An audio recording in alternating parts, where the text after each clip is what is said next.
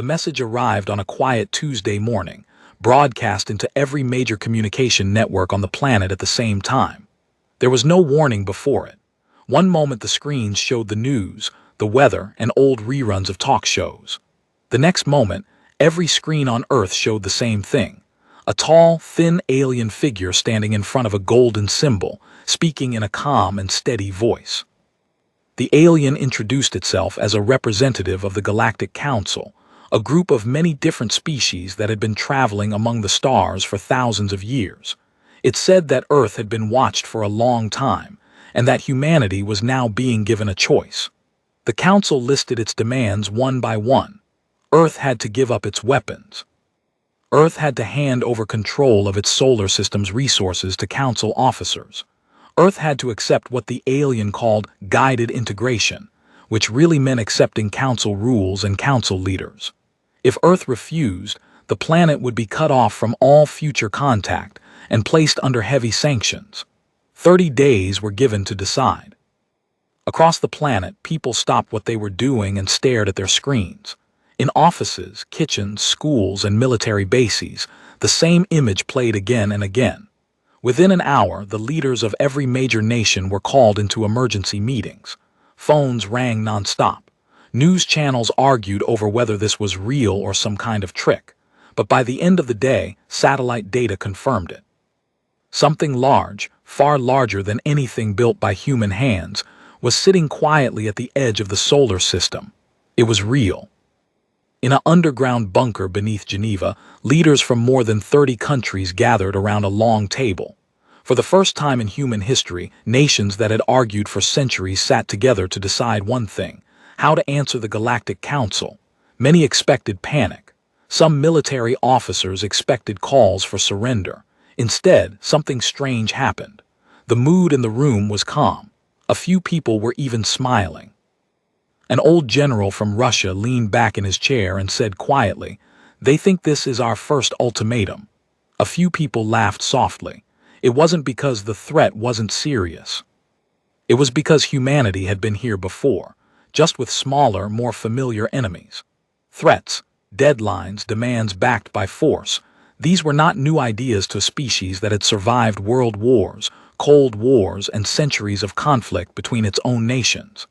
The aliens were offering 30 days and conditions. Humanity's history was full of moments where far less time had been given, and far worse odds had been faced.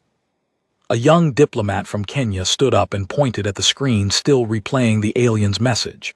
"They didn't even ask us anything," she said. "They told us what to do, like we don't have a say. That tells me something about how they think of us." The room grew quiet as people considered her words.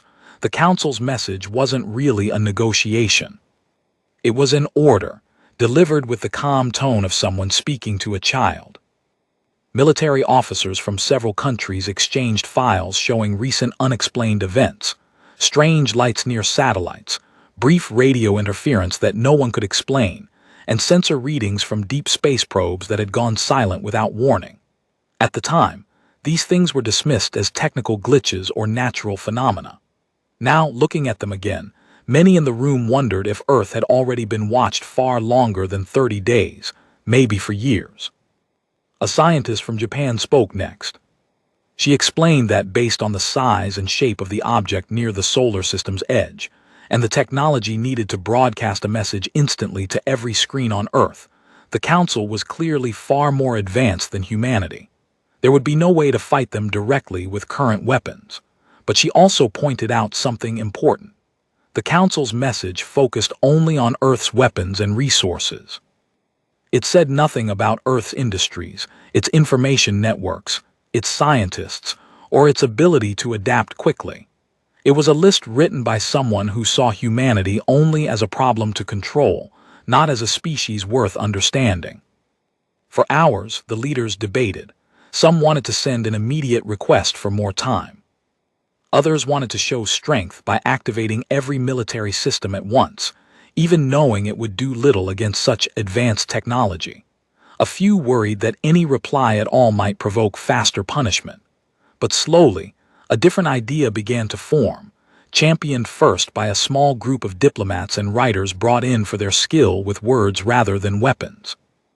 Instead of fear, instead of begging, instead of threats that humanity couldn't back up, why not respond the way humans often responded to demands they had no intention of following with politeness? A reply that sounded calm, friendly, even grateful, but firmly said no to every single point. Not a surrender, not a declaration of war. Something in between, something that would confuse an enemy used to fear or anger. The idea spread through the room slowly, then quickly. A general who had spent decades studying old diplomatic letters smiled and said it reminded him of letters written between rival kings centuries ago, full of polite words hiding sharp warnings underneath. A famous Earth saying was mentioned: "Kill them with kindness." Several leaders laughed, but the laughter had an edge of seriousness to it. If the council expected fear, giving them confusion instead might buy valuable time. By midnight, a small team of writers, historians, and diplomats had been chosen to draft Earth's first official reply to an alien civilization. They worked through the night, rewriting line after line, trying to find the right tone. It needed to sound sincere. It needed to sound calm. And underneath all of that, it needed to carry a quiet warning that Earth was not as helpless as the Council believed. Outside the bunker, the rest of the world waited anxiously for news. Many believed their leaders would simply agree to whatever was demanded, just to avoid disaster. Few imagined that, behind closed doors, the people in charge were carefully writing something far stranger than a surrender. They were writing a thank you note. As dawn approached, the draft was finally finished. It was short, polite, and oddly warm in tone, almost like a letter thanking a stranger for advice no one had asked for. Some who read it worried it sounded too soft, too weak. Others worried it sounded too bold, hiding too much beneath its kind words. But everyone agreed on one thing. It was unlike anything the Galactic Council had likely ever received before. As the leaders prepared to send their reply into space, none of them knew exactly how the Council would react. They only knew that humanity's answer would not be silence, and it would not be surrender. It would be something far more unexpected, something the Council, for all its power and history, had clearly never seen coming.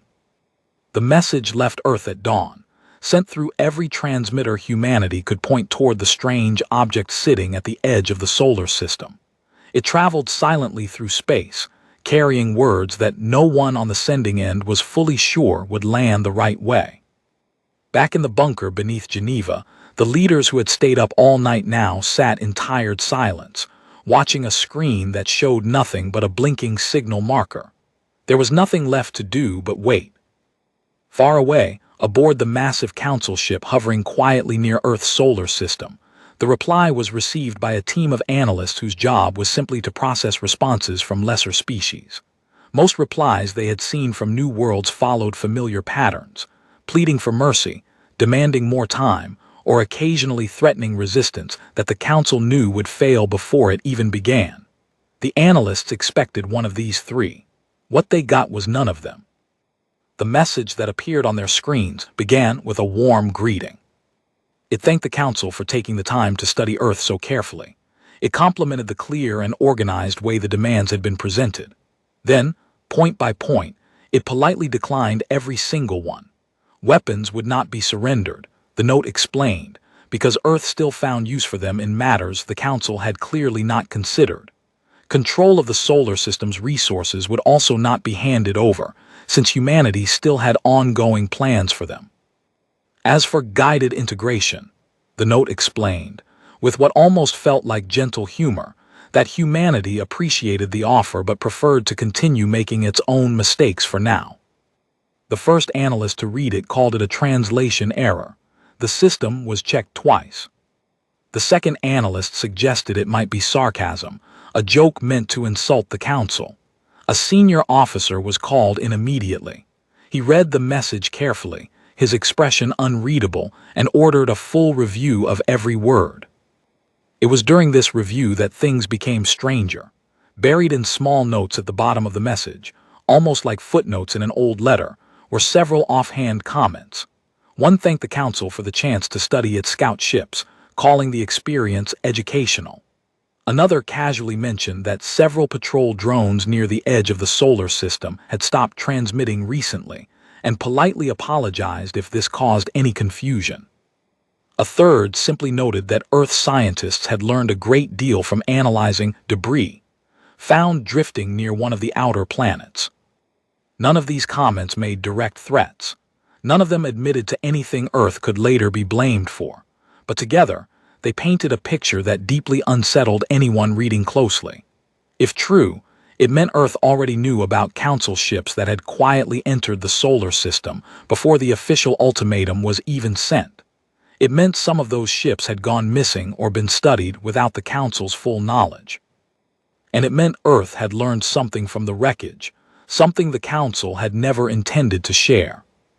A senior counselor known simply as Elder Vren, a veteran of many first encounters between his own ancient species and younger worlds, was brought the message personally. He read it twice in complete silence. Around him, younger officers buzzed with theories about whether humanity was bluffing, mocking, or simply foolish. Vren said nothing for a long moment. Then he asked a single question. Had any of the Council's earlier scout missions near Earth ever failed to report back? The room grew quiet. After some searching, an officer admitted that 3 small scout probes sent to monitor Earth months earlier had, in fact, gone silent without explanation. At the time, this had been blamed on equipment failure, since young species were rarely considered advanced enough to interfere with Council technology. Vren listened carefully, then said something that made several officers shift uncomfortably in their seats. He said the tone of the message reminded him of letters written by old, cautious civilizations he had encountered earlier in his long career, species that spoke gently not because they were weak, but because they had already calculated the cost of war and decided, for now, that peace was simply more convenient. Not everyone agreed with him.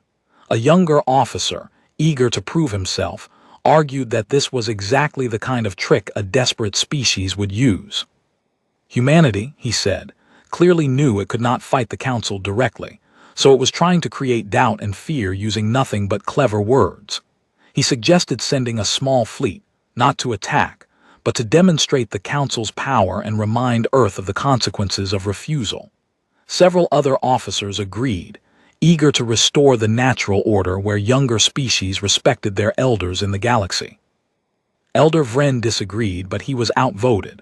The decision was made to send a modest peacekeeping fleet toward Earth, large enough to show strength, but with strict orders to avoid direct attack unless provoked. The goal was simple: remind Earth who truly held power in this conversation, and pressure the planet into reconsidering its strange, polite refusal. Back on Earth, news of the Council's silence after the message was sent only added to the tension. Some leaders worried that no immediate reply meant an attack was already being planned. Others took the silence as a good sign, believing that confusion bought valuable time. Public reaction across the planet was mixed. Some praised the bold and clever tone of the message once parts of it were leaked to the press, turning the unnamed writers into instant heroes online. Others criticized the leaders for playing games with a species that could destroy Earth without effort. Then, 3 days after the message was sent, sensors detected movement. A formation of ships, smaller than the original Council vessel, but still far larger than anything Earth had ever built, began approaching the solar system. Military officers across the world were put on alert. Fighter jets, satellites, and tracking systems focused entirely on the approaching fleet. No one knew exactly what would happen next, but everyone understood that the next move belonged to the Council, and Earth's calm, polite defiance was about to be tested for the first time. In the same Geneva bunker where the message had been written, the same group of leaders gathered once again. The mood this time was tense, but oddly steady. The diplomat from Kenya, who had spoken so plainly during the first meeting, looked around the room and asked a simple question. Had anyone expected the Council to simply accept no for an answer? No one had. This had always been expected as just the first step, not the end of the conversation. A military commander reminded everyone that the orders given days earlier still stood. No weapons would be fired first. No aggressive action would be taken unless the Council attacked directly. Earth's strength, for now, would come from patience, preparation, and quiet defenses already put in place long before this crisis began. Defenses few outside select military and scientific circles even knew existed. As the Council's fleet drew closer, calculations were checked one final time. Communication systems were tested. Hidden defense networks, built quietly over years under the cover of ordinary satellite projects, were brought online without any public announcement. Earth's leaders did not know exactly what would happen when the fleet arrived, but they knew one thing clearly. Whatever came next would not be a simple victory for the Council, and whatever the outcome, the galaxy was about to learn that humanity's polite words had not been empty ones. The Council fleet entered the edge of the solar system on a clear morning, though no one on Earth could see the ships with their own eyes. Only powerful telescopes and sensors picked up their movement, dozens of large shapes gliding silently past the outer planets.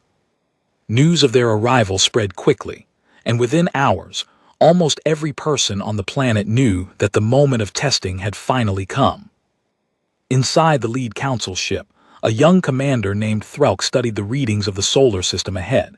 He had been chosen to lead this mission because of his careful nature and his record of avoiding unnecessary conflict during earlier first contact missions with smaller worlds. His orders were clear: show strength. Make Earth understand the size of the gap between their power and the Council's. Do not attack unless attacked first. Force a different answer. Threlk expected this to be simple. In his experience, even species that resisted at first usually surrendered quickly once they saw real military power approaching their home. He had seen it happen many times before, sometimes within hours of a fleet's arrival. As the fleet moved closer, the first strange signs appeared. Routine communication checks between ships began arriving late, sometimes garbled, sometimes slightly delayed in ways that made no logical sense given the simple distances involved. At first, technicians blamed natural interference from the sun or unusual readings from unfamiliar parts of space. But the problems grew worse the closer the fleet came to Earth. One smaller support ship reported a sudden and unexplained shift in its navigation system, causing it to drift slightly off its planned course. Engineers checked every system twice and found nothing wrong with the hardware itself. It was as if the information feeding into the system had simply been wrong, though no clear source of the error could be found. Another ship reported a brief loss of contact with the main fleet for several minutes, only to reconnect normally afterward with no explanation for the gap. None of these events were dramatic enough to alarm the entire fleet at first. Commander Threlk dismissed them as ordinary technical issues, the kind that often appeared when traveling near unfamiliar stars and unknown planetary defenses. He pressed the fleet forward, eager to complete the mission quickly and report success back to the Council leadership. Then came the incident with the reactor. One of the larger support vessels, responsible for carrying additional weapons systems, suddenly reported a serious malfunction deep within its main reactor. Warning lights flashed across its control room as power levels became unstable. The crew worked quickly to stabilize the situation, eventually managing to shut the reactor down safely before any real damage occurred. The ship was left stranded, unable to move under its own power, though otherwise undamaged and with no injuries reported among its crew. What confused Threlk and his engineers most was not that the malfunction happened, but how perfectly controlled it seemed. The reactor had not exploded. It had not caused harm to the crew. It had simply stopped working at exactly the right moment to disable the ship without endangering it. When engineers later reviewed the data, they found patterns suggesting the failure had been triggered by an outside signal, something far too precise to be a random technical fault, yet impossible to trace back to any clear source.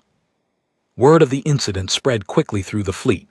Crews who had once felt completely secure aboard their advanced ships now found themselves checking their systems nervously, wondering if their own vessel might be the next one targeted in such a quiet, careful way.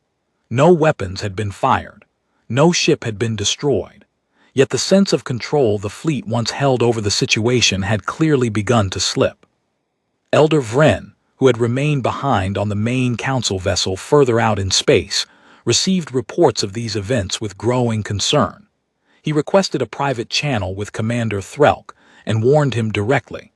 He reminded the young commander of the strange politeness in Earth's earlier message, the quiet confidence behind its calm refusal.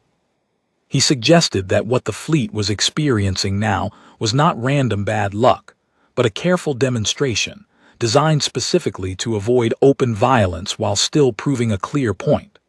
Earth was showing the Council exactly how much control it actually had, without ever pulling a trigger.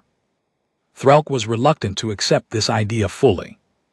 Admitting that a newly discovered, technologically simpler species could disable Council ships without firing a single shot felt almost impossible to believe. He ordered increased caution, but refused to retreat, still believing that pressing forward and demonstrating raw firepower would eventually force Earth's leaders to back down. On Earth, far below the unfolding events in space, military leaders monitored the situation closely from secret command centers. Reports of the disabled Council ship reached them quickly through quiet defense networks built over years under ordinary-sounding government projects. There was no celebration in the command rooms, no cheering or excitement. Instead, there was careful, focused attention, as engineers and officers worked to ensure everything continued exactly as planned, with no unnecessary escalation. A senior officer overseeing the operation reminded their team of the central goal. The objective was never to destroy the Council fleet or start open war. It was to demonstrate clearly but quietly that Earth was not an easy target, while still leaving every door open for peaceful conversation.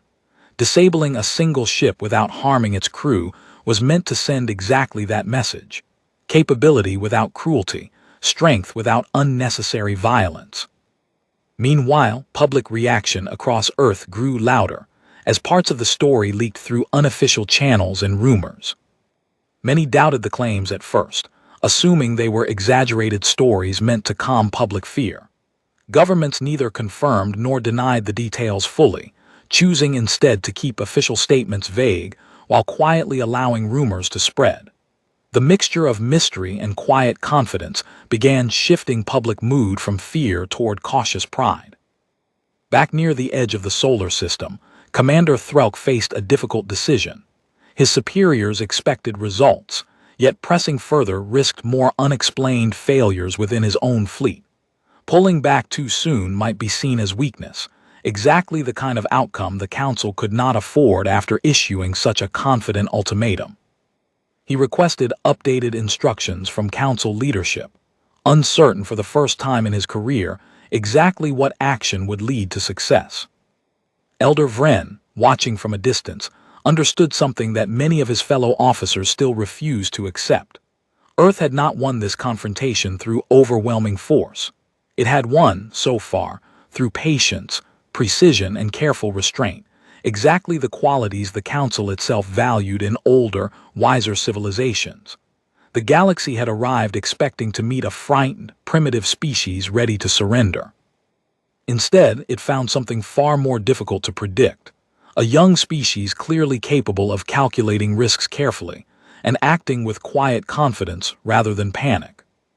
As reports of the standoff reached Council leadership far beyond the solar system, a deeper, more serious debate began to form, one that would soon force the entire Council to reconsider not just its demands, but its understanding of Earth itself.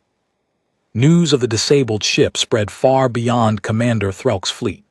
Within hours, word reached the Galactic Council's main governing chamber, located on a massive space station that had served as the seat of power for thousands of years. For the first time since the ultimatum had been issued, the calm certainty that had filled the chamber began to crack. The Council was made up of representatives from many different species, each with their own history, their own customs, and their own opinions about younger worlds. Some had joined the Council centuries ago, after long and difficult periods of conflict before finally accepting peace. Others had been welcomed more gently, guided carefully into galactic society without much resistance. Earth's situation, however, was unlike anything most of them had dealt with directly.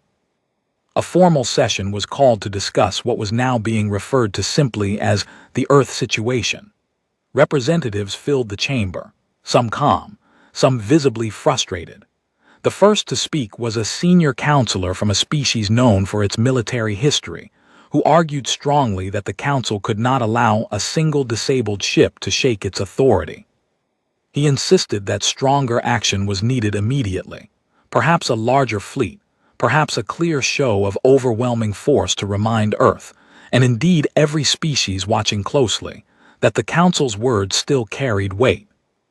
Other counselors disagreed.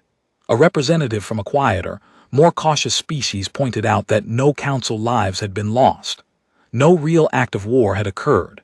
Disabling a ship without harming its crew, she argued, was not the action of a desperate or panicked species.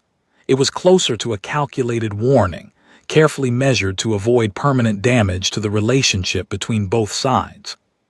Elder Vren, finally given the chance to speak directly to the full council rather than just his fleet commander, stood slowly and addressed the chamber.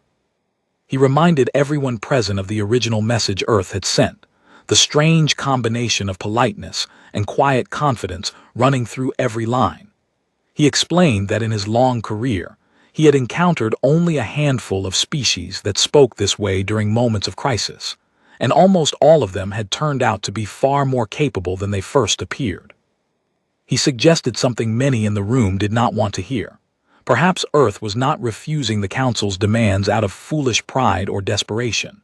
Perhaps Earth had simply calculated, carefully and clearly, that accepting the Council's terms would cost more than risking its current quiet defiance.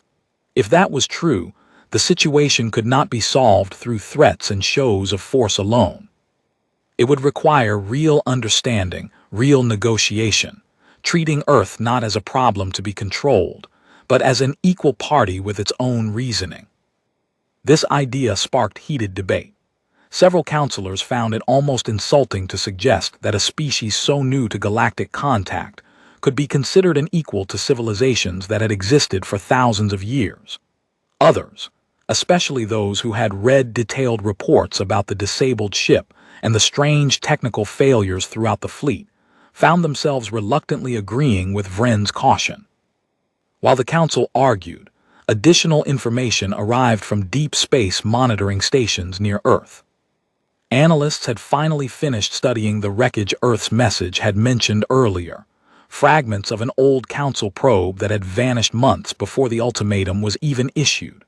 Careful examination showed clear signs that the probe had been deliberately disabled and partially taken apart, not destroyed carelessly, but studied with surprising precision.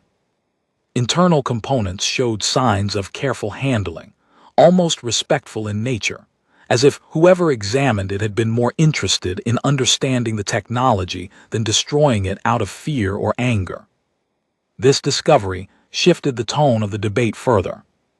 If true, it meant Earth had been quietly studying Council technology for some time before any official contact had even occurred, learning from it patiently rather than reacting with panic once finally noticed. It suggested a level of preparation and calm thinking that unsettled even the counselors who had pushed hardest for stronger military action. Commander Threlk, still waiting near Earth's solar system with his fleet, eventually received updated orders. Rather than escalating further, he was instructed to hold his position and avoid any further provocation while the council debated next steps. The order frustrated some of his crew, who felt humiliated by the earlier reactor failure and eager to prove the fleet's strength. Others, especially after witnessing the strange precision of the failures firsthand, felt quiet relief at the chance to avoid further unexplained incidents. Back on Earth, leaders watched closely as council ships remained still near the edge of the solar system, no longer advancing, no longer retreating. Intelligence analysts interpreted this pause as a strong sign that the Council was reconsidering its approach rather than simply preparing for a larger attack. Still, no one allowed themselves to relax completely. Quiet defense preparations continued exactly as before, with engineers and scientists carefully monitoring for any sign of renewed aggression. During this tense pause, a new development emerged from an unexpected source. A retired council diplomat, long out of active service, but respected for her wisdom, requested permission to speak directly with Earth's leaders, separate from the official military and political channels. After careful internal discussion, the council agreed to allow limited contact, partly out of curiosity, partly out of growing uncertainty about how else to move forward without triggering further unexpected consequences. The diplomat, whose name was Salen, transmitted a short, simple message to Earth, deliberately different in tone from the original ultimatum. She did not repeat threats or demands. Instead, she expressed genuine curiosity about Earth's reasoning, asking calmly why humanity had chosen such an unusual way to respond to the Council's original message. She made it clear that this was not an official negotiation, simply an attempt to understand. Earth's leaders debated carefully before responding. Some worried that any extra communication might reveal weaknesses or strategies better left hidden. Others argued that this represented exactly the kind of opening they had hoped for from the beginning, a chance to explain Earth's position honestly, without panic, without unnecessary boasting, simply as one civilization speaking plainly to another. After careful discussion, Earth sent a brief reply through the same official channel used for the original thank you note.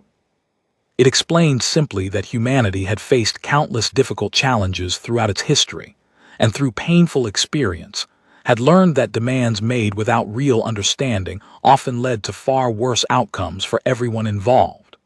Earth's leaders explained that they preferred honest disagreement over forced agreement, even if it meant taking on greater risk in the short term.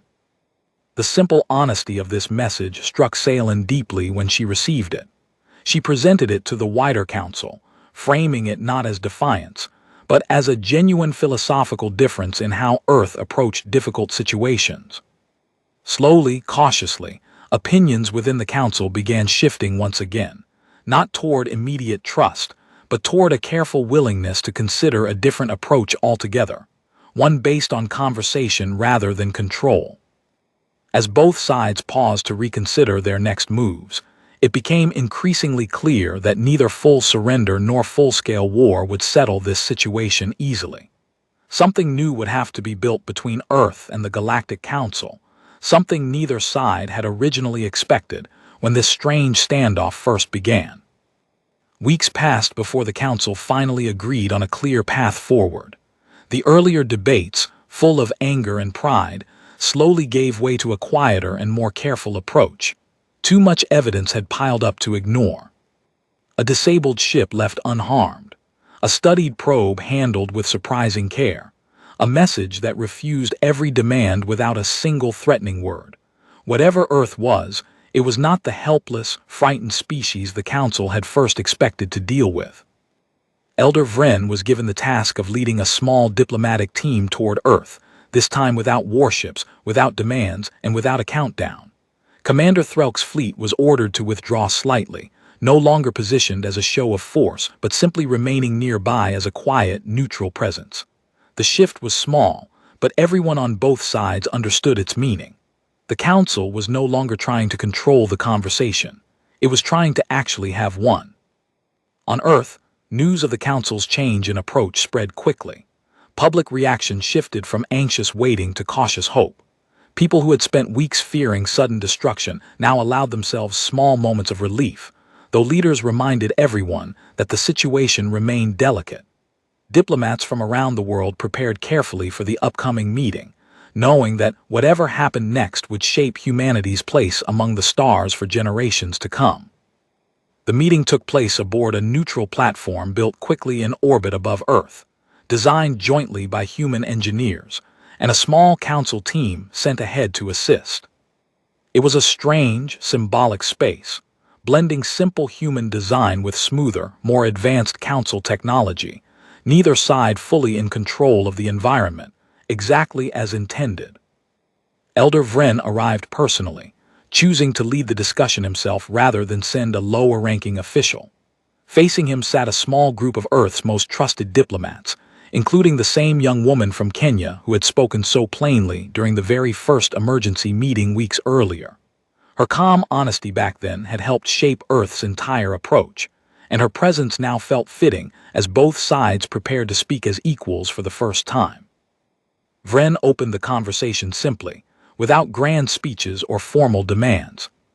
He admitted, openly and without excuses, that the Council had misjudged Earth from the very beginning, assuming too quickly that a new species must automatically be weaker, less experienced, and less capable of careful thought simply because it was unfamiliar with life beyond its own planet.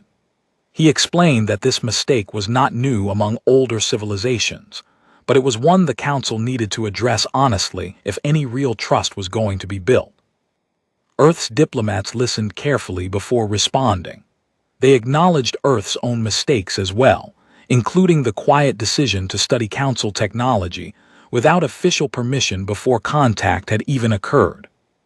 They explained, honestly, that years of internal human conflict had taught hard lessons about the dangers of assuming too much about unfamiliar groups, whether nations, cultures, or now, entirely different species. Rather than reacting purely out of fear, Earth had chosen careful preparation, even if that meant operating quietly outside normal diplomatic boundaries before any formal relationship existed. The conversation continued for hours, covering far more than just the original ultimatum. Topics ranged from history and conflict to science, culture, and the simple curiosity both sides shared about each other's worlds. Slowly, formal negotiation gave way to something closer to honest conversation between representatives, genuinely trying to understand one another, rather than simply trying to win an argument. By the end of the meeting, no harsh demands remained on the table. Instead, both sides agreed to a new, much simpler framework. Earth would not be forced to disarm or surrender control of its resources.